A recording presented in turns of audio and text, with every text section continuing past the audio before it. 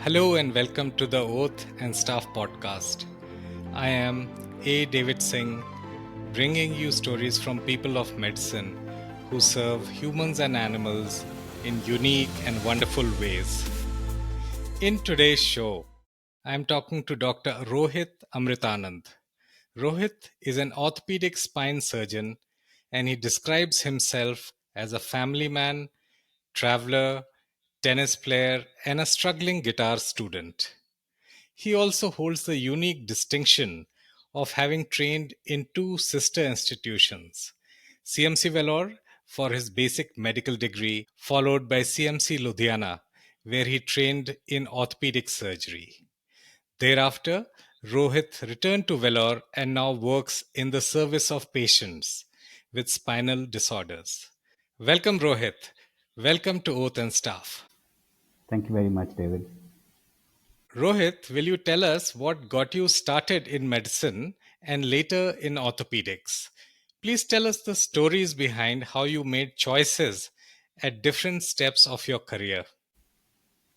Well, David, for that we're going to have to wind back to probably the beginning. I think my mother had a large influence in that. I was born and brought up in the tea gardens of Assam, up in the northeast of India, and my mother's elder sister, as a matter of fact, was I think from the batch of '57 or '59 from CMC Vellore. And my mother would be regaling us with multitudes of stories about my aunt. Not just her work, but also her hostel life, a women's hostel life in the '50s. Stories about Ida Scudder. And I can remember this right from the time I was a little boy growing up in the tea gardens. And of course, there was plenty of story time. And, given the fact that we had no TV and definitely no mobile phones and stuff like that.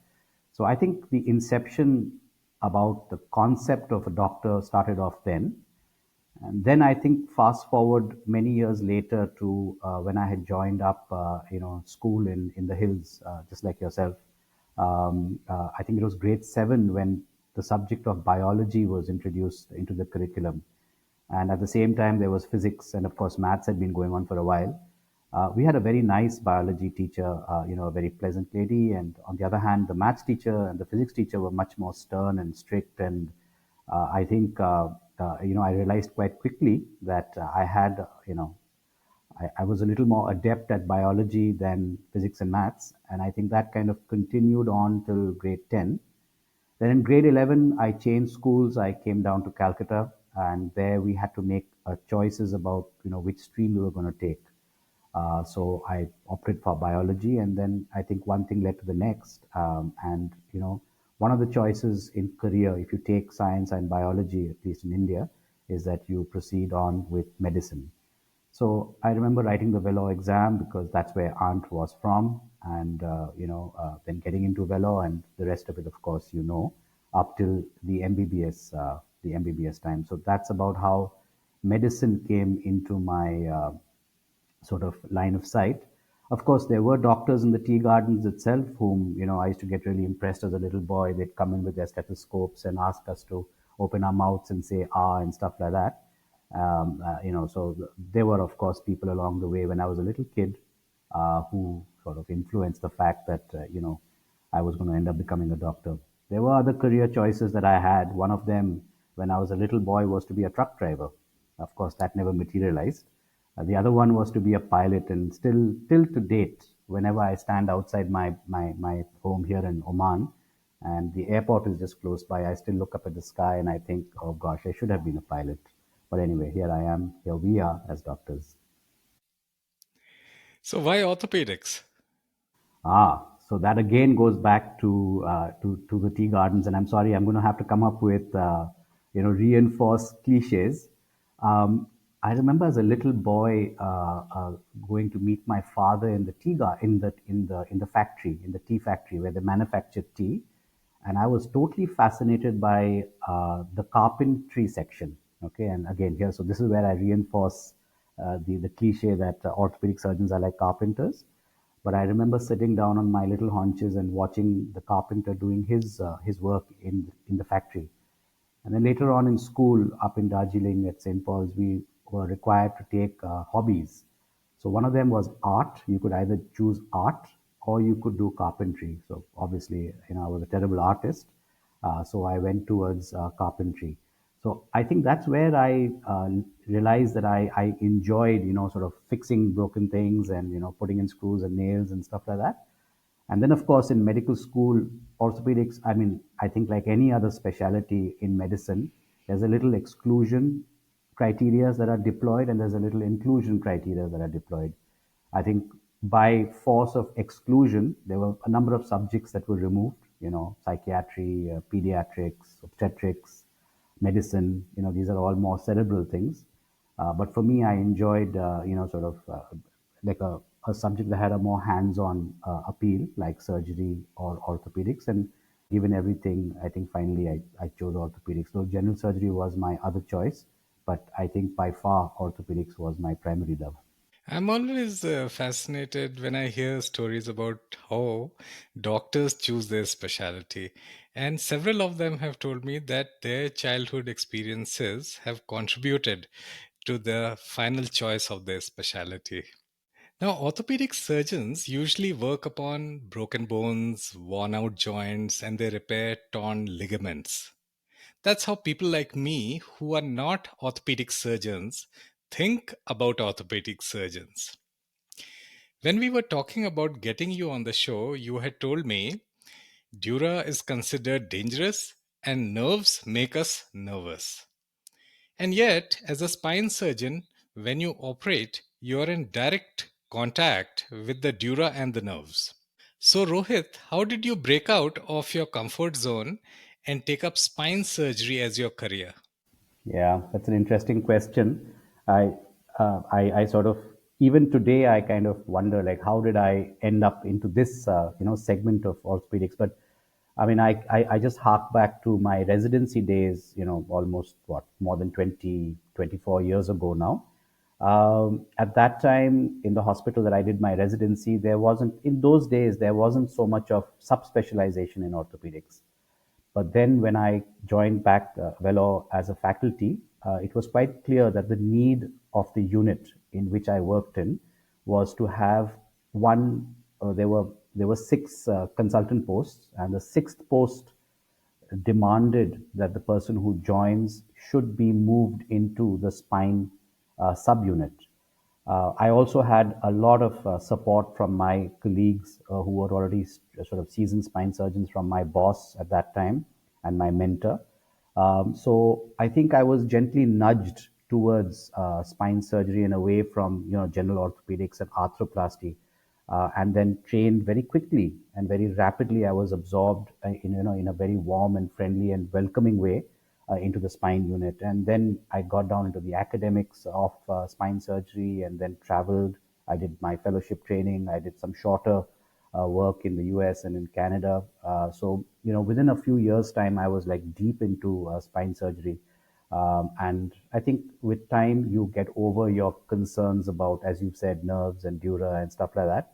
Though, of course, we still, or at least I still have a very healthy respect for these tissues. And I'm sure as a neurosurgeon, you'll understand that. But I think it was a part, just the need of the unit at that time, part of a very good boss sort of encouraged me into an area, into a niche area of orthopedics that I think most orthopedic surgeons tend to shy away from. But given the warm reception and the welcome, and of course a little force and arm twisting that I'd had, I was quite happy to, sort of move towards spine surgery. And then I think I've trained with some of the, the world's premier spine surgeons in Toronto and in Calgary and in the US and of course in India, where I had my basic training in orthopedics. So that was the way I find myself today as a consultant in spine surgery. In addition to working and training in gigantic institutions like CMC Vellore and CMC Ludhiana, you have also worked in smaller mission hospitals, both before and after you became an orthopedic surgeon. How did these smaller hospitals influence your growth and worldview as a surgeon? Yeah. So as you mentioned, so CMC Velo has a system where once you've finished your undergrad training or your postgrad training, then you are sent to a mission hospital to do your service obligation, as it's called. And I've worked, in some of the most remote and poor states of northern India. And within the states, I worked in districts that were considered to be, the most rural and the most sort of, limited on resources. So that was a total of about 5 years, 2 years from my undergrad days, and then 3 years from my postgrad days. I think there was a lot of learning, not just professional skills, but even life skills and personal skills that we had to sort of learn to survive in these unknown areas. Professionally, you learn that when you have resource crunches, you still have to get the job done. You may not have access to all the equipment that you would need, and especially in a large hospital like CMC Vellore, where you have access to anything at any time. There's an abundance of things. In these smaller hospitals, you have to learn the Indian term of jugaad, right? You have to get by. You have to learn that, if that's not available, you'll have to find some other, you'll have to think out of the box. So that was one thing I think as a doctor and as a surgeon that we learned. The second was also personally, like, I mean, you learn the rudiments of cooking, for instance. You learn how to get by when you don't have constant electric, supply or water supply, and even personal security was a challenge in these areas. You learn how to deal and live with the local community. You learn their customs, what's taboo for them, what's acceptable to them. So I think though those were very tough years for us, but I think those years really set us up. It was a real foundation for the rest of our lives. And we've traveled to other countries, and those lessons that we learned in these smaller hospitals have held us in great stead. Thank you for sharing that. Currently, you're working in Oman, and then you're planning to go back to CMC Vellore probably sometime next year. So tell us, what does a typical day at work look like for you? Yep. So I'm on a sabbatical from CMC Velo. I've taken a couple of years off. In a sabbatical, you kind of hope that work is not too heavy, and you get literally a sabbatical, right, from work. So I work in the military hospital here in Muscat. And work is definitely lighter than CMC Velo. Of course, CMC Velo, the work hours are long, the work is tough, the work is hard from a world standard, I would imagine. Here in Oman, so we're up early. That's the one thing. I usually get up by about 5:15 in the morning, get myself a quick breakfast, and then drive off to the hospital. At 7 o'clock, we all gather. The Department of Orthopaedics gathers for an academic session with the residents of the Oman Medical Specialty Board, those who are training or doing their rotation in the army hospital. 7 to 8 is academics, and it's a very healthy academic discussion. 8 o'clock, everybody gathers for a little bit of coffee and maybe have one of those Omani dates right out in the office area, and then a little more just general chit chat and discussion, and then we all go off either to the operation theater or to the clinic. Work usually finishes up by early afternoon. If you're not on call, then, and if you don't have any cases pending, then by about 1:30, 2 o'clock, we usually tend to wind up. If you're in the operation theater, then the day could get longer. And if you're on call, then of course the afternoon and the evening is engaged. Then there's a good work-life balance over here. So the afternoon evenings are usually free if you're not held up in the hospital for anything else. So that's how a typical day runs out. When I was reading through your CV, I realized that you've done a fair bit of research and published multiple academic papers and book chapters.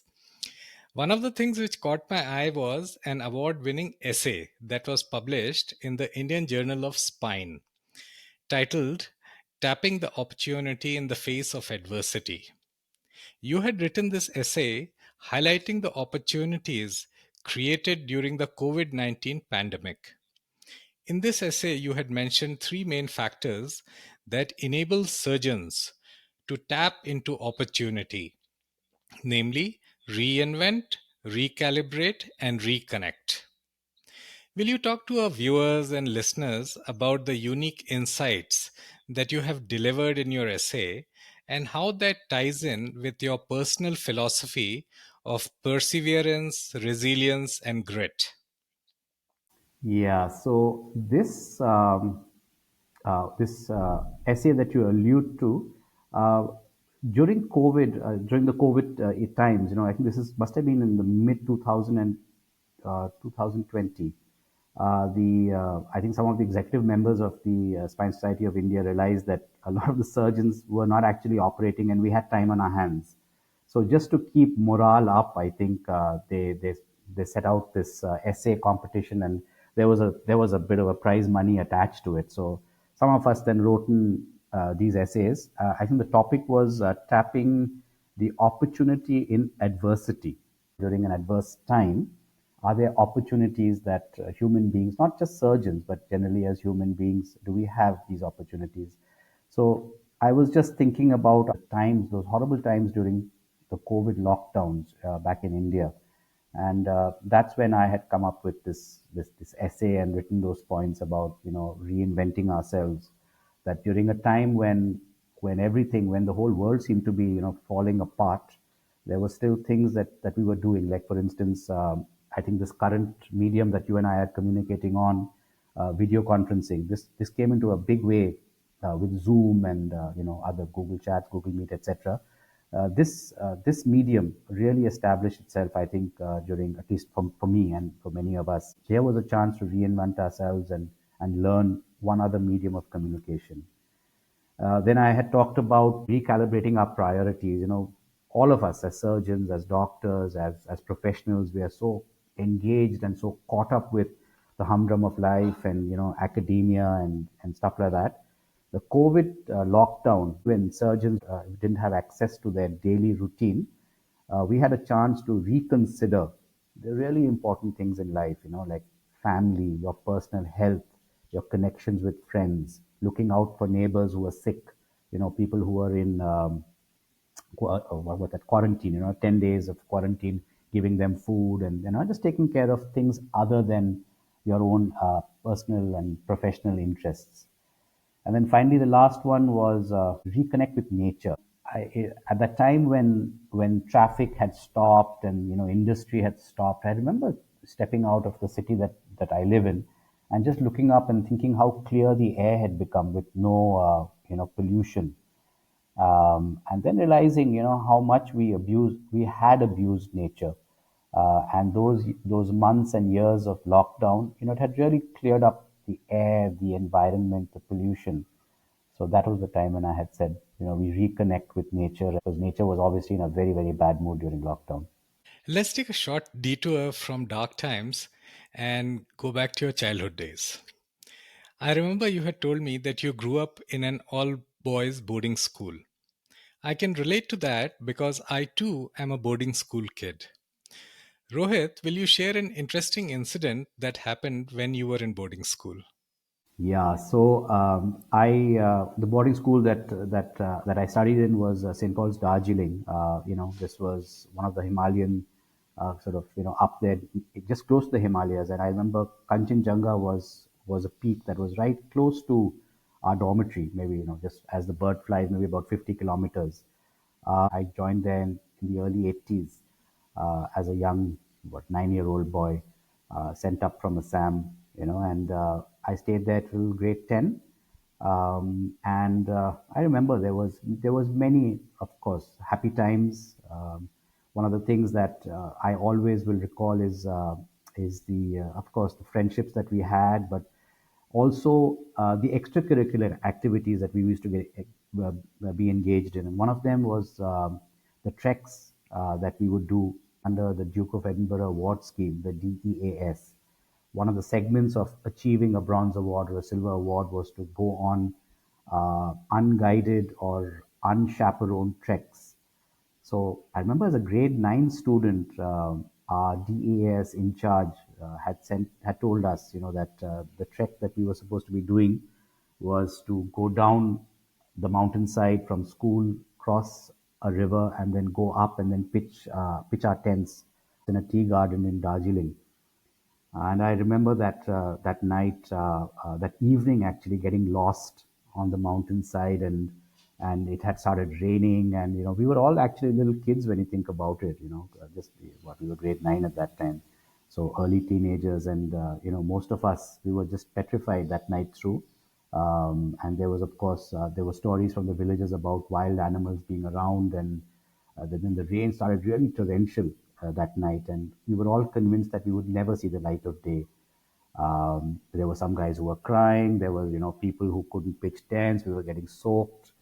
But by God's grace, the next day the sun came out, and we somehow managed to claw our way back up the mountainside, up the hillside, back to school. And there was the in charge watching us from the top.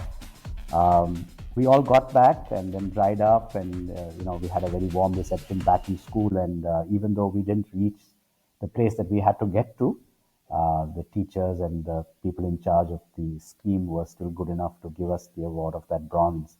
And this, I think, was one of the most memorable things that had happened to us. There were many more during our silver session, and of course, the dormitory life and all that. There were many good things, but I always think about this whenever I think about my days in school.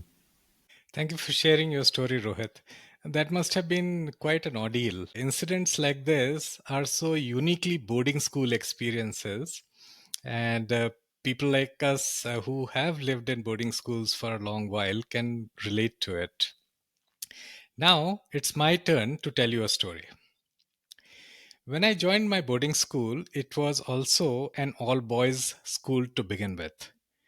But as I progressed, the principal decided to include girl students in class 11 and 12. Since girls were a new addition, a brand new dormitory was built for them at a distance from the main school campus. At nights, after finishing the homework hours called prep, all the girls assembled in the front quadrangle of the school, and then they were escorted down a hill and up another hill to their dorm by the night watchman. But of late, the girls had been giving the night watchman some trouble. One day, our principal came for the morning chapel service. As was his practice, he started the session with announcements and then told us about the night watchman's woes. Apparently, the night watchman had complained that the girls were keeping him waiting for a long time before they started walking to their dorm. Our principal was a wonderful man, larger than life. He also had a good sense of humor. After stating the complaint rather sternly, he broke out into a smile and said, "Girls, you can keep other men waiting for you, but not the night watchman." So that was his way of amusing us and setting a good tone for the rest of the day. That's an interesting story. But I have to say that I think the girls in that group took that very literally, because I married one of those girls and she kept me waiting for 3 years before she said yes to me. I think, yeah, so I can see the extension of that story into my own real life. Well, there you go. My school's name was Sherwood, and Sherwood girls were notorious for keeping men waiting. And thank you for sharing that. That practice is still continuing into adult days. Absolutely, absolutely. So, Rohit, given that boarding school kids pick up some unique life skills from an early age, like being independent, more resilient, and they inculcate problem solving abilities, how did the skills you picked up as a school kid influence your life as a man of medicine? I often think of that book written by, I'm not sure how to say it, Robert Fulghum, where the title of the book was "All I Really Need to Know in Life I Learned in Kindergarten." And I really think that the skills and whatever we learned in school, in the boarding school that we studied in, um, I really just think that whatever was taught to us then was what really has really held us in good stead through life. If you just take it in a chronological sequence, coming away from family and loved ones and living for months on end without family close by, that one sort of lesson has helped me in good stead right now when I'm living here in Oman, or the time when I was in Canada for a short while before my family joined me. So that's the first one. The second one is having a community living, living with in a dormitory with 40 other children who all are from different ethnicities, from different cities, from different backgrounds. from different socioeconomic states, different languages. So everybody kind of trying to live harmoniously with them. That's another skill that we learned in school. Then being involved with extracurriculars. You had to do music, you had to do stage elocutions, dramas, debates. There was much more to life than just academia. That's another thing that's the third thing that we learned in school. Then, of course, sharing. Sharing was one thing, but you also at the same time had to look after your own things like, toothpaste, tissue paper, your tuck. Though you would want to share it, you still have to make sure that you have enough for yourself at the end of the day. I think these are all things that we learned, in school. And I think the most important thing was learning discipline. As you know, in boarding school, when the bell tolls, 6 a.m. in the morning, that's rising bell. Everybody gets up sharp. 9 p.m. was lights out, and that really meant lights out. There was pin drop silence in the dormitories at 9 p.m. and at 6 a.m. everybody was up, no matter how cold or rainy it was.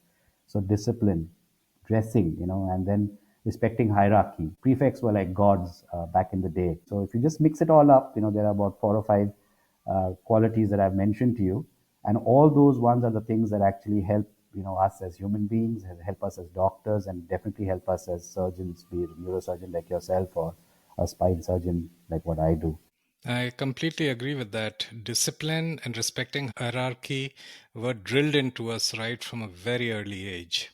And that carried me in good stead when I was a medical student and later when I was training to be a neurosurgeon. What are the main challenges you face as a spine surgeon, and what is your biggest reward? Um, I think if you think about, so it is in itself a challenging sort of field, particularly from an orthopedician's viewpoint. I think neurosurgeons look at the spine in a more friendly way as compared to brain surgery, I think. But in orthopedics, the spine is considered to be, I think, a very niche or a very pinnacle area. So the specialty itself, is challenging. The branch of spine surgery, because you're dealing with neural elements and bone, and these two, one very sensitive and one very strong, kind of juxtaposed into an unhappy sort of a marriage, and you have to learn to deal with that. So the specialty itself has got its own unique challenges.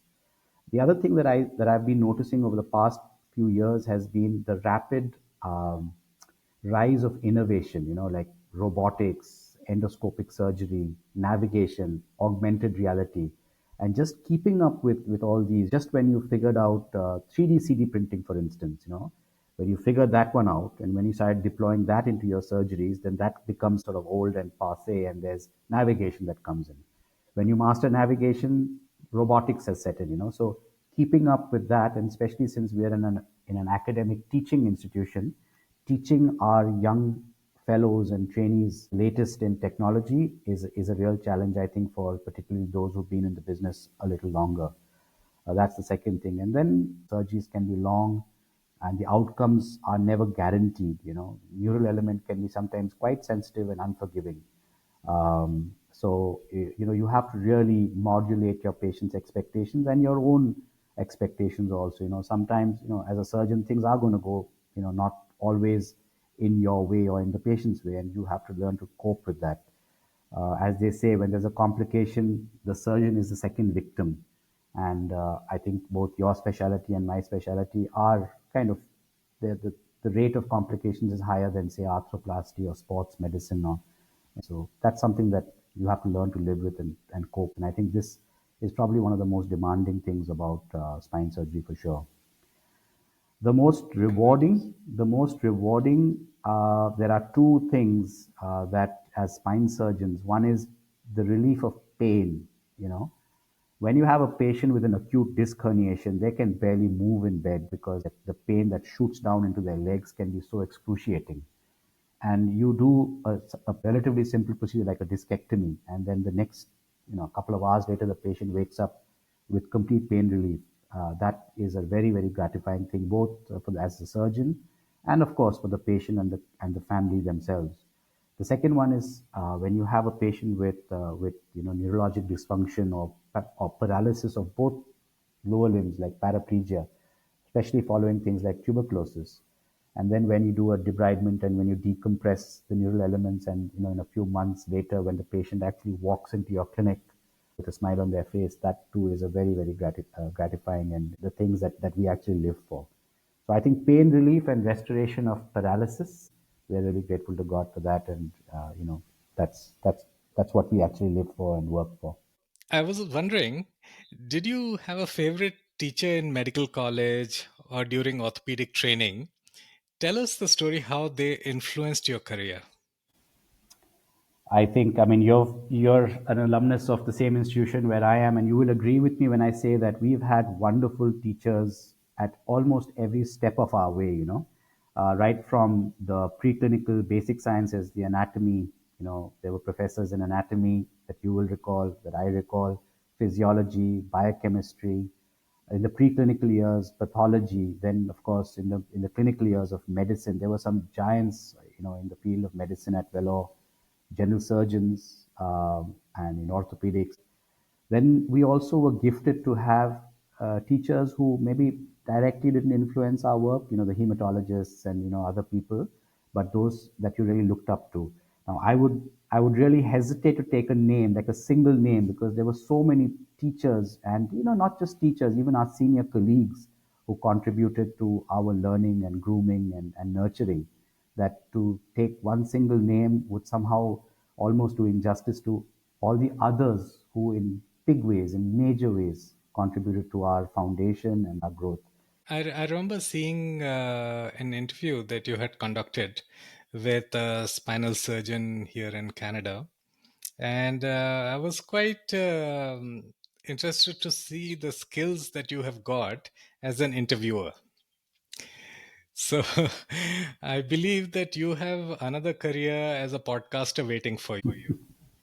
Yeah, I'm not going to get into competition with you on that, David. Yeah, I remember that was Dr. Michael Fellings, who, by the way, is the most published spine surgeon in the world. Right? He has more than 1,000 publications. A fantastic teacher in Toronto. He was the senior spine surgeon there, an extremely accomplished gentleman, and it was really an honor to be asked by the Spine Society of India that year to have him on a segment where we sat across and had a chit chat. He was my teacher in Toronto, so it was just another day in the clinic, literally, where I just stood and asked him questions, and he, in his magnanimous and extremely erudite fashion, gave his answers, and yeah, that was a very, very memorable occasion. But yeah, thank you for that.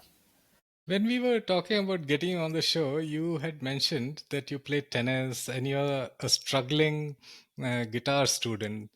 Talk to us about that. What activities do you do for leisure to balance your life as a spine surgeon? So you want to start with struggling guitar player, or you want to start with tennis? Well, one of the things that I really enjoy, I mean, I was a tennis player in school and then college, and I still do try. In Oman, it's a little difficult, especially when it gets hot. But whenever weather permits, I try to step out and play a game whenever I can. The other thing is the things that I really like once we're not at work is traveling and seeing new places. And me and my wife, we always attempt, at least every 6 months or at least every year, to try and travel to a new place and experience life in other cultures. And the other thing is getting out into nature, trekking or going out into the beach. We've once done a session of scuba diving in the Andamans, my wife and myself, and Oman. We've explored the desert. We spent a couple of nights in the desert.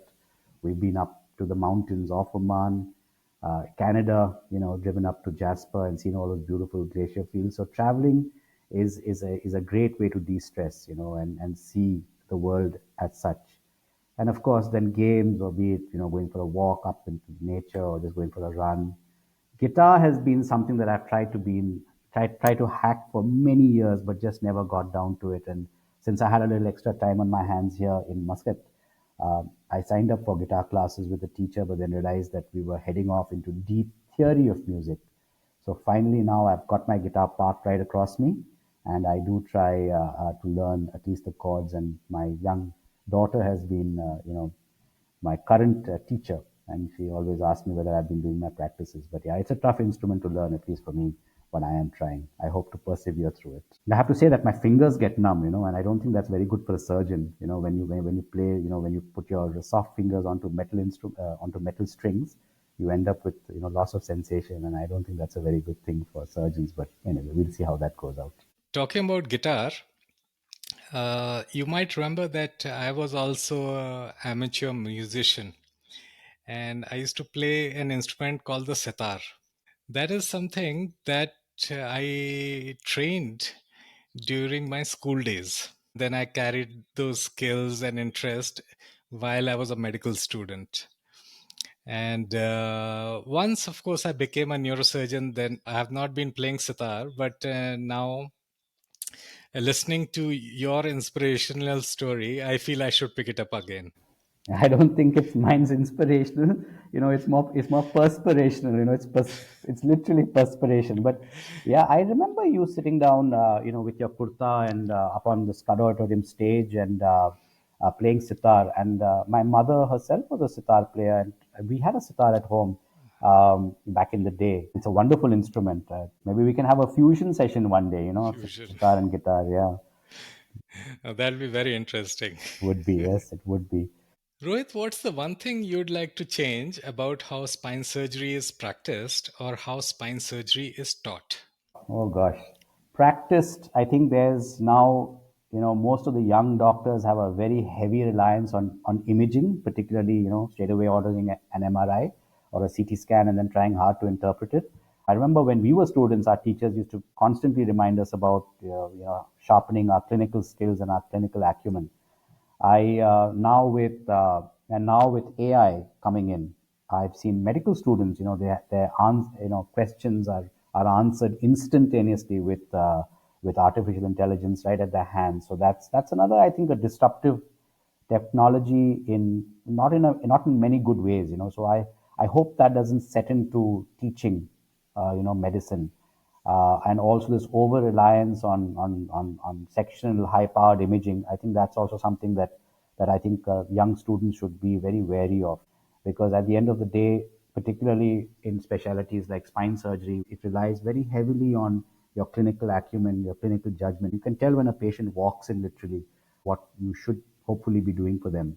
Never an MRI can give you that kind of information that you can get from good bedside skills and clinical judgment. So yeah, those are things that I would hope changes and persists in the teaching and training of spine surgery. What advice would you give to medical students and orthopedic trainees who are interested in spine surgery as a career? I think the same advice that my mentor and my boss gave me. He said to me that spine surgery is demanding. There's no doubt about that. It is a demanding career, and but it is fulfilling, and it is a niche area. So if you want to go with the crowd, then you do whatever everybody else is doing. But if you want to carve your own path, and if you're ready for facing up to challenges and learning new things and new skills, then I think spine surgery is without a doubt, it's a challenging domain, it's a demanding domain, but I think the rewards are also commensurate with all the effort that you put in, and we've discussed about what those rewards would be. So, advice to anybody who's sort of launching off into a path of spine surgery, I would say maybe apprentice with a spine surgeon, for a couple of weeks, learn and see what the trade is, and the hours are and what the demands are. And if it's appealing to you, then by all means, get on with it. What legacy do you want to leave for your students and the specialty of spine surgery when you retire? Oh my lord, that's a big one. I have not even thought about legacies as yet, but I mean, I'm still way, way, way away from my retirement days. In fact, when I think about it, I've just about started, sort of cresting the hill of my career, so to say. It's residency and fellowship, and then acquiring skills, and then setting yourself up as a consultant, and cruising a few years as a consultant. And then now I think I can see the other side of the hill coming up, so to say. Probably legacy building, I think, is going to happen a few years from now. But currently, if I was to sort of project to see what's happening down the road, one of the things that we are trying in a big way back in India is to establish a higher teaching or a degree, like you have an MCH in neurosurgery. We've been pitching the National Medical Council to establish an MCH in spine surgery. So that will kind of formalize the training of spine surgery. So that's one domain in in the education sort of forum.